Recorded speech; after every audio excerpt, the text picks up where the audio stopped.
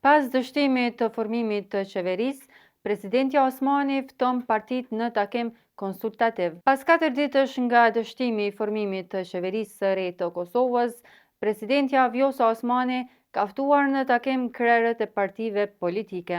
Lajmin e ka konfirmuar zëdhënësi për media i presidencës Bekim Kupina, i cili ka njoftuar se takimi do të mbahet të premten në ora 12 në objektin e presidencës. Ky takim pritet të jetë vendimtar për të ardhmen politike të vendit, ndërsa vëmendja është përqendruar tek pyetja kryesore: a do të ketë zgjidhje apo zgjedhje të reja? Në një prononcim për televizionin Arbëria, analisti politik Blerim Burjani thotë se kjo është një procedurë e zakonshme pas dështimit të partisë fituese për të formuar qeverinë.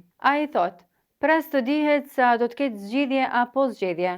Kjo është një procedurë normale në rast se kur dështon partia fituese të formojë qeverinë. Shpresoj të arrihet një marrëveshje dhe mirëkuptim mes partive politike dhe presidentes, e cila luan rolin e lehtësueses dhe është garantuese e funksionit demokratik të institucioneve. Burjani shton se zgjedhjet e reja duhet të mbetet opsioni i fundit, vetëm nëse nuk arrihet një marrëveshje për formimin e një koalicioni të mundshëm. Zgjedhjet janë të kushtueshme dhe kërkojnë shumë kohë e energji.